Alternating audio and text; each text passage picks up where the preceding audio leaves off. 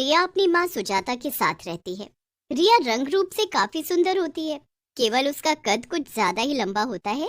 इसलिए जब जब वो मोहल्ले में जाया करती, तब तब मोहल्ले वाले उसका मजाक उड़ाया करते।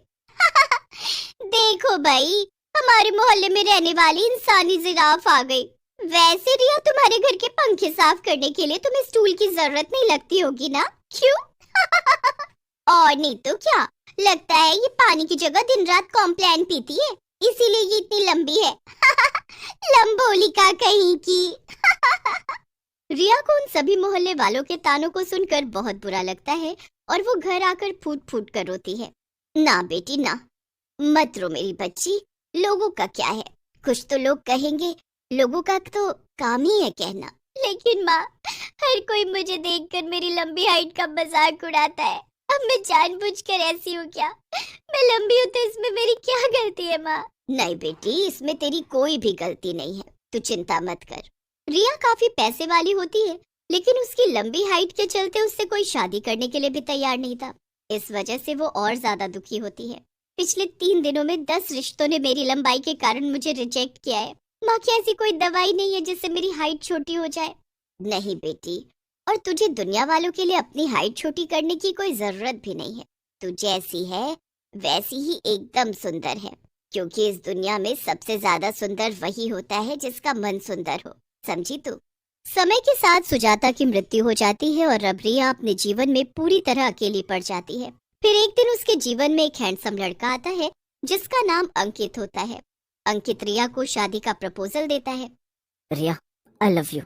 क्या तुम मेरे साथ अपनी बाकी की जिंदगी बिताना चाहोगी? क्या तुम मुझसे शादी करोगी?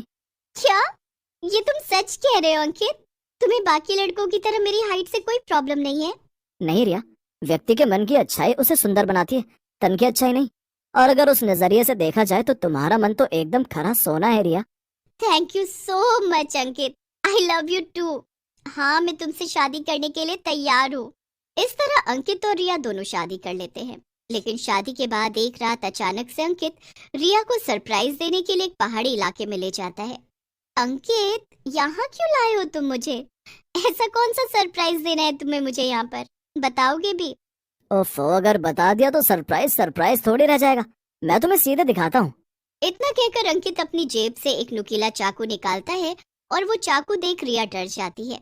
ये क्या अंकित, तुम ये चाकू क्यों लाए हो यहाँ पर? क्योंकि इस चाकू से मुझे तुम्हें जान से मारना है, और तुम्हारे मरने के बाद तुम्हारी सारी प्रॉपर्टी, सारा पैसा मेरा हो जाएगा।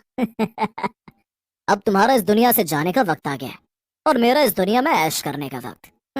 तुम्हें क्या लगा तुम जैसी लंबी लड़की से मैं प्यार करूंगा? अपनी हाइट देखी है तुमने? तो तुम मीनार जितनी लंबी हो तुम। तुम जैसी बदसूरत लड़की से कौन प्यार करेगा? मरने के लिए तैयार हो जाओ रिया।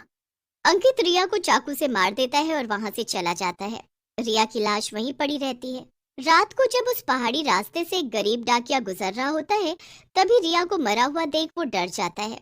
ये क्या, ये लड़की तो मर चुकी है, इसका तो खून किया गया है, बाप रे बाप। तभी उस डाकिया के सामने रिया अपने चुड़ैल वाले रूप में आती है।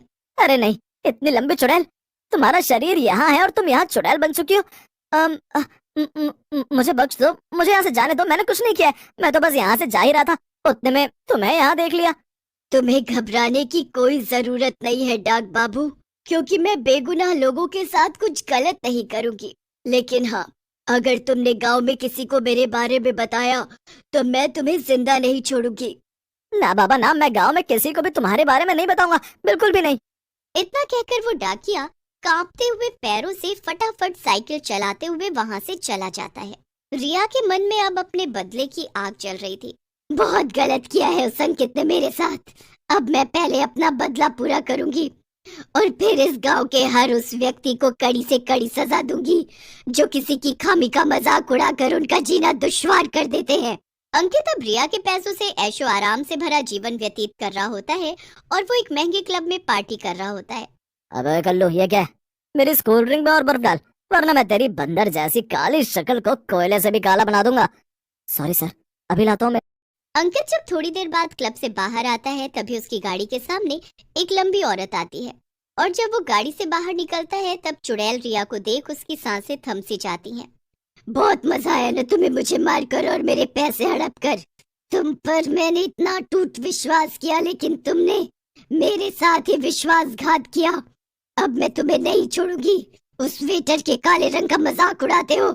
अरे खुद की शक्ल देखी है कभी? मुझे माफ कर दो रिया, मुझसे बहुत बड़ी गलती हो गई। पर मुझे मारना मत, मैं तुम्हें तुम्हारे पैसे फिर से लौटा देता हूँ। पर मुझे मारना मत रिया, मुझे मारना मत।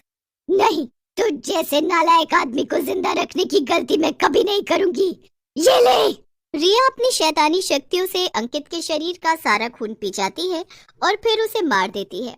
अंकित को उसके किए की सजा मिल जाती है। फिर एक दिन गांव में हरिया हलवाई के पास एक मोटा आदमी काम करता है जो कि बहुत ईमानदार और मेहनती होता है। उस मोटे आदमी का नाम भूषण होता है। सेठ जी ऐसा मत कीजिए, मुझे मेरे पैसे दे दीजिए। आपने मुझे पिछले महीने के पैसे भी नहीं दिए, ऐसा मत कीजिए। अबे ओ मोटे सांड, चल निकल यहाँ से। बहुत हुआ तेरा नाटक, जा नहीं दूंगा मैं तुझे तेरे पैसे। अब मुझे तुझे काम पर नहीं रखना है, इसीलिए तो निकल जाए यहाँ से, गोलगप्पा कहीं का। लेकिन सेठ जी। अबे मोटे क्यों दिमाग की दही कर रहा है, चल निकल यहाँ से, तुझे मैं फूटी कौड़ी भी नहीं देने वाला हूँ। हरिया भूषण को लात मारकर अपनी दुकान से बाहर निकाल देता है, जिसके बाद बेचारा भूषण वहां से दुखी होकर चला जाता है। ये सब देख चुड़ैल रिया को बहुत गुस्सा आता है और रात में दुकान बंद करते समय हरिया के रास्ते में रिया आ जाती है। कोई नहीं सुन सकता है तुम्हें। तुम जैसे मूर्ख लोग काले मोटे बौने लंबे और पता नहीं कितनी ही खामियों वाले लोगों का मजाक उड़ाकर उनके साथ गलत करते हो। लेकिन अब और नहीं, क्योंकि अब इस गांव में मैं हर उस बुरे इंसान को अपने साथ ले जाऊंगी। नहीं नहीं, मुझे माफ कर दो, मुझसे गलती हो गई, मुझे माफ कर दो लंबी चुड़ैल, मुझे माफ कर दो। रिया हरिया को घसीटते हुए अपने साथ चुड़ैल लोक ले जाती है और वहां के पिंजरे में उसे बंद कर देती है। फिर एक दिन जब रिया एक कॉलेज के पास से गुजर रही होती है, तभी वो कुछ लड़कियों को एक बौनी लड़की का मजाक उड़ाते हुए देख लेती है। अरे देखो तो, ये बौनी आई है। जल्दी से सब अपनी अपनी गर्दन नीचे की तरफ कर लो, वरना कोई इसे देख ही नहीं पाएगा। हाँ हाँ, लेकिन ये बौनी यहाँ क्या कर रही है? इसे तो सर्कस में काम करना चाहिए, बहुत पैसे कमाएगी है वहाँ पर। हाँ। वो बौनी लड़की रोने लगती है और रोते रोते अपने घर चली जाती है। फिर जब वो चिढ़ाने वाली लड़कियां अपने घर जा रही होती हैं, तभी उनके सामने रिया चुड़ैल आ जाती है। एक लंबी चुड़ैल। हाँ, और आज ये लंबी चुड़ैल तुम्हारी मौत बनकर तुम्हारे सामने आई है। आज मैं किसी को भी नहीं बख्शूंगी। तुम सब ने बहुत बुरा किया है। मासूम लोगों को चिढ़ाने से, उन्हें दुखी करके तुम्हें किस तरह की खुशी मिलती है? हमें माफ कर दो, हम आज के बाद उस लड़की को कभी नहीं चिढ़ाएंगे। हाँ लंबी चुड़ैल, हमें माफ कर दो, हम आज के बाद उस लड़की को तो क्या किसी को भी नहीं चिढ़ाएंगे, हमें जाने दो। नहीं, एक बार अगर कोई मेरी पकड़ में आ जाए तो मैं उसे छोड़ती नहीं। अब तुम दोनों जाओगी चुड़ैल लोग के पिंजरे में और वहीं पर हमेशा हमेशा के लिए कैद हो जाओगी। रिया उन दोनों को भी घसीटते हुए अपने साथ चुड़ैल लोग ले जाती है और वहाँ के पिंजरे में उन्हें बंद कर देती है। ऐसे ही अब वो गांव में हर उस इंसान को चुड़ैल लोग के पिंजरे में कैद करने ले जाती है जो किसी के रंग रूप या शरीर का मजाक उड़ाता है। ये बात गांव के सरपंच तक पहुंच जाती है और सरपंच एक महान पंडित को बुलाते हैं। पंडित जी अपने पास भभूत रखकर चुड़ैल लोक में जाते हैं और वहां जाने के बाद वो रिया चुड़ैल से कहते हैं, लंबी चुड़ैल, मैं जानता हूँ कि तुम्हारे साथ जो कुछ भी हुआ वो बहुत गलत हुआ, लेकिन पंडित जी आप चले जाइए यहाँ से। आप नहीं जानते कि जब कोई किसी के रंग या रूप का मजाक उड़ाता है तो उसे कैसा लगता है। इसलिए मैंने इन सब नालायक लोगों को पिंजरे में कैद कर रखा है। अगर सबने वादा कर दिया तो फिर मैं कभी गांव में नहीं भटकूंगी, लेकिन अगर मुझे पता चला कि किसी ने किसी को दुखी कर दिया है उसके रूप या रंग से चिढ़ाकर, तो मैं गांव में फिर से आऊंगी।